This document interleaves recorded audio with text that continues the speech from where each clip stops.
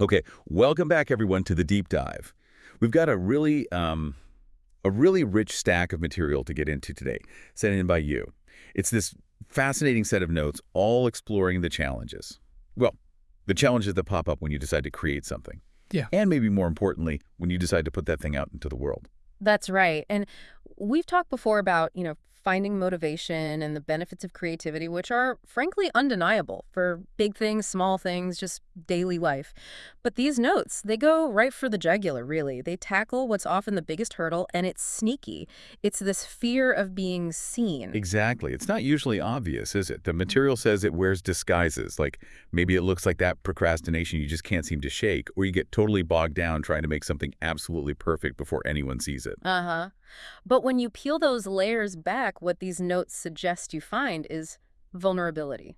That raw fear of, well, exposure. And so our mission for this deep dive, pulling straight from these sources you shared, is to unpack that feeling. Where does it actually come from? What shapes does it take? And maybe the most useful part, what does this material suggest about how we can move through it? Because getting rid of it entirely, maybe that's not the goal. Right, moving through it. Okay, let's dive in. And these sources, they make a really compelling case from the get-go about the roots of this fear, suggesting it's like deeply connected to the world we actually live in now. Yeah, what's fascinating is this idea that to get the fear, you have to get the context. The modern world. This material actually uses the phrase rating culture. Yeah. But think about how just everywhere it is, we're constantly asked to evaluate stuff, and we are being evaluated. Thumbs up, thumbs down, stars, likes, follower counts, views, the comment sections. It's endless. Oh, totally. As consumers, right, we're basically trained 24/7 to judge everything. We use those numbers, those quick metrics, as filters. Is this good? Is this worth my time? We do it for movies, for products, for articles, even for people online sometimes. Precisely. And this material highlights how that entire mindset, that conditioning, it flips on us. Hard. Yeah. The second we decide to create something and share it, suddenly we're not the judge anymore. We're the ones on the stage, exposed. Yeah. Measured by the exact same metrics we use every day. And that exposure, wow, when it leads to criticism or even just silence, it really hurts. These notes point out how just one negative comment or maybe no comments at all can feel like total proof. Like, see, I knew it, I shouldn't have tried. Absolute validation of the fear. Which brings up a really, really important point from the sources. While the feeling of that fear, absolutely valid, it feels visceral, real, but the perspective here is that these fears are often, well, manufactured. They're more a reflection of the systems, the culture we grew up in, than they are an accurate measure of our actual worth or our potential. Manufactured. But the flip side, the hopeful side of that, is that if they were learned, they can be unlearned or at least managed. Exactly. We can work with them. Okay, that's a powerful reframe right there. Yeah. So if that's the environment brewing this feeling, what do the notes say are the specific, common greatest hits of creative fears? Yeah, the greatest hits is about right. They list several that will probably sound very familiar to you. First up, the big classic. What if I fail? Yes. The ultimate blocker for so many. What's the perspective here? Well, failure isn't framed as the opposite of creating something. It's actually described as an integral part of the process. So not an endpoint. Not at all. Just data, information for the next step, part of the journey. Right. Okay. Next fear. What if people don't like it? Oof. Well, that one's personal. We're social animals. It absolutely is. And the notes connect that directly to, our basic human need to belong, to be accepted. It's totally natural to want people to connect with your work, but the crucial distinction they make is that someone else's taste, their opinion, it doesn't define your value or the value of what you made. Easier said than done, though. Oh, much easier said than done. Okay, another one I see all the time. What if I'm just not talented enough? Yeah, the talent myth. These sources really kind of deconstruct that idea. Often they suggest talent is what we call the result of enormous amounts of work, practice, iteration, showing up day after day. Most great stuff isn't magic. It's built brick by brick. That feels more empowering, actually. Less about waiting for a lightning bolt. What about the vulnerability piece, the fear? What if I expose too much? What if it's too personal? The material definitely acknowledges that vulnerability is a risk. Putting yourself out there can feel really revealing, even scary, but it's also framed as the most direct way to find genuine connection with others. And, crucially, the notes emphasize. You control the boundary. You decide what to share, how much to share. You hold the pen on that. Okay. And then the big existential one for some people. Who am I to create anything anyway? That imposter syndrome feeling. hmm The answer offered here is quite simple, but deep. You're a person. You have a mind, a voice, experiences nobody else has. That is enough qualification. And the notes kind of flip it back on you, asking, well, what happens if you don't create? What's the cost of staying quiet? That's a heavy question. Yeah. It forces you to weigh the fear against potential regret, maybe? Something like that. And the sources dig a bit deeper psychologically, too, suggesting these fears can sometimes feel like you're revisiting an old hurt. How so? It's described almost like the fear is trying to protect a younger version of you. Maybe the kid who was laughed at for a drawing or the teenager mocked for a poem. That part of you got frozen. The fear steps in to say, don't go there again, it's not safe. But in doing so, it keeps you stuck in that old pattern. Wow. Protecting a frozen self. Okay, and then, here's where it got really interesting for me in the notes. The fear that seems counterintuitive. What if I actually succeed? Yes, it's so real. Just as valid as fearing failure. Because if people do like it, if it does take off, what then? Expectations arrive. Suddenly there's visibility, maybe a loss of privacy, less freedom to just mess around. Pressure. Exactly. The material is clear. Fearing success is totally legitimate. Visibility can feel heavy. So it's not just about avoiding the negative, but sometimes avoiding the potential weight of the positive, too. But the notes add something about presence. Yeah, that growth requires showing up, being present in the process, not necessarily being perfect or having it all figured out. Which leads us neatly into that other voice we all know, the inner critic. Ah, yes. The roommate you can't evict, described in the notes as the creator's most persistent opponent. Relentless is a good word for it. And it seems to just parrot the worst parts of that rating culture, doesn't it? Totally. Harsh judgment, impossible standards, shame. It knows all the buttons to push. But the perspective here is, well, it's different from just shut it up. It suggests the critic isn't purely malicious. Right. It's often trying, in its own weird, unhelpful way, to protect you. Protect you from embarrassment, from rejection, from taking a risk that might lead to pain. It thinks it's helping. So the goal isn't necessarily annihilation. Probably not possible anyway. Okay. The goal suggested is reframing your relationship with it. And the notes give that specific language, which I thought was really useful, like actually saying to it, thank you for trying to protect me, but I'm safe now. It's okay. I'm allowed to try this. It's a way of acknowledging the fear, that protective impulse, without letting it drive the bus. And there's that practical technique, too, for getting perspective. Oh, the writing exercise. Yeah. Literally write down the nasty things your inner critic is saying. Just get it out. Then take a breath and read those words back as if you were saying them to a friend who is feeling vulnerable. And you instantly see how incredibly harsh and unfair it is, right? You'd never talk to someone you cared about that way. Never. It shines a spotlight on the lack of compassion you're showing yourself. And maybe helps you find some. These notes also make this really interesting distinction between the creator self and the curator self. Can you unpack that a bit? Sure. The creator self is the part that needs, well, total freedom.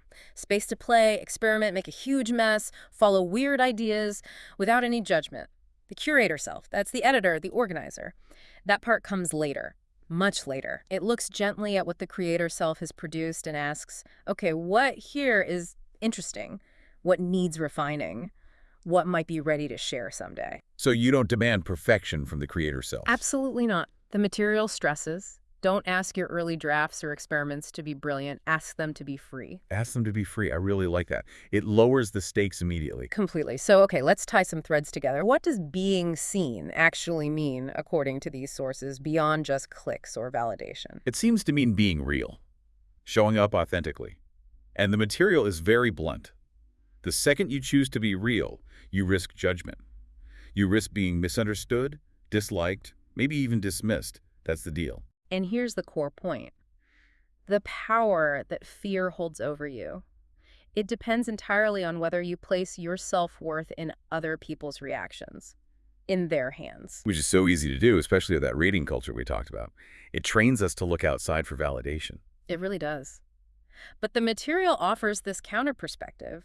Most people are honestly too busy worrying about their own stuff, their own fears, to spend a lot of energy harshly judging you. That's probably true, actually. Comforting, in a way. And the sources draw this sharp line between commentary and contribution. You know, the people who are quickest with the harsh critiques, often they're described as being kind of stuck at the bottom of the hill. Meaning, They're focused on watching everyone else climb, but they're not climbing themselves. Pretty much.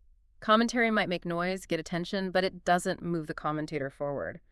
What truly matters, and what these notes call genuinely courageous, is the act of creating, of climbing your hill, even if your legs are shaking. And that climbing, that effort, it doesn't just build your own strength, does it? No, the act itself, just doing it, can show other people that the climb is even possible. It lights a little path. Like giving permission. Exactly. And the notes acknowledge that weird internal tug-of-war, too, that sometimes we desperately fear being seen. But we also kind of fear being ignored. We want connection, but dread the exposure. That tension. Totally normal, according to this material. Not a flaw, just part of being human and wanting to connect. Okay, that's good to hear. Just accepting that contradiction. And there was that beautiful metaphor about sharing your work. Ah, yes.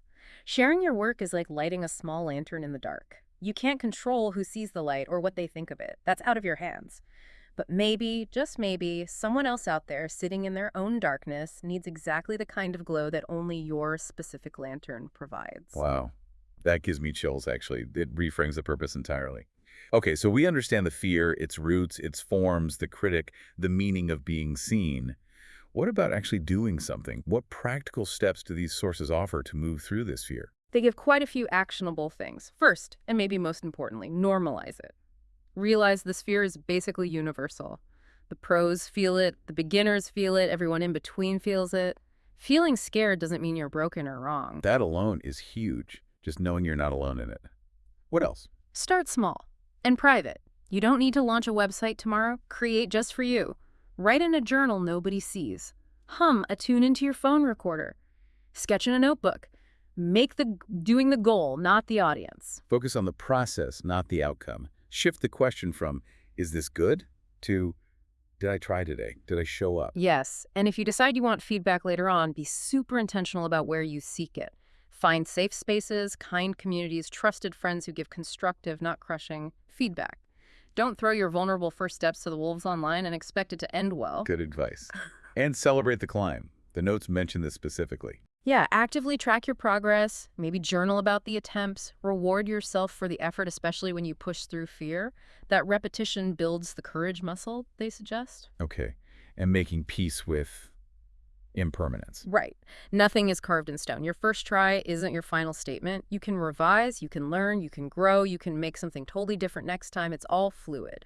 And using the fear itself as like a compass. Sort of. When fear flares up around something specific, the notes suggest asking it. Okay, fear, what are you trying to protect right now? What feels really at risk here? Often it's guarding something tender, like that frozen self we talked about. Acknowledge it, thank it for trying to help, and then gently keep moving. And the last big one, let yourself be a beginner. Please. Everyone starts somewhere. First attempts are supposed to be clunky, messy, maybe objectively bad. That's okay. That's how you build the strength and learn the skills you need. It's necessary. The notes also had some really concrete actions, like writing a letter to your fear. Give it a voice. Let it air its worries on the page. Then write back to it with compassion. Or making something deliberately imperfect, calling it version 0, and just banging it out quickly. Takes all the pressure off. Yeah. And sharing anonymously at first? Or super small scale. Tell just one trusted friend, hey, I made this thing. I'm kind of scared, but here it is. Just that one share can be a huge step. And always coming back to rewarding the effort, the act of trying, not the result. Exactly. And what I found really powerful was the emphasis on the value of private creativity. The stuff nobody else sees. The journal, the unrecorded song, the painting in the closet. These aren't failures. They're called fossils of a creative life. Fossils of a creative life. I love that. Invisible doesn't mean invalid. Not at all. It's proof of the journey. Which brings us to maybe the most empowering idea in these notes. Redefining courage. Right. It's not about not being afraid. No. It's explicitly defined as acting while afraid. Creating, especially putting things out there in this rating culture, that's presented as fundamentally brave. Not because you'll get famous, but because you chose expression over silence, creation over critique, movement over staying stuck. And what do you gain from that bravery? Things that likes and shares can't measure. Self-respect, for one, resilience built by trying again and again, and empathy. You start to understand what others go through when they put themselves out there. And that helps you Maybe support them too. Creates a cycle. You can, absolutely. And finally, for those moments when you feel like your whole identity is wrapped up in this one thing you made, the material offers a really potent mantra. Let's hear it. This is not me. This is a thing I made, and I can make another.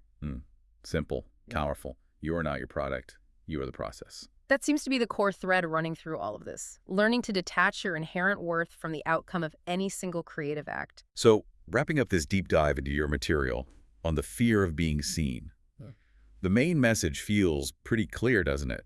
You don't have to wait until you're fearless to start. Not at all. You just need to be willing to try, willing to risk being real, willing to show up for yourself and the work, even when it's scary, especially when it's scary. And the fears themselves. They aren't flaws. They aren't proof you're not meant to do this. According to these notes, they're actually proof that you care, that what you're doing matters to you. Exactly. But that caring shouldn't become the cage that stops you from making the thing, from becoming who you might become through the act of making it. The final call to action from these sources is just Create. Yeah. Create not because it will be perfect, not because it feels safe or easy. Create because it's yours to create. And that impulse, that spark, that's always enough reason to begin. And maybe, as a final thought to take with you from these notes, just consider for a moment how even your most private, unseen creations, the ones just for you, how valuable they might be as those fossils, tangible proof of your ongoing creative life, markers on your unique journey, whether anyone else ever lays eyes on them or not.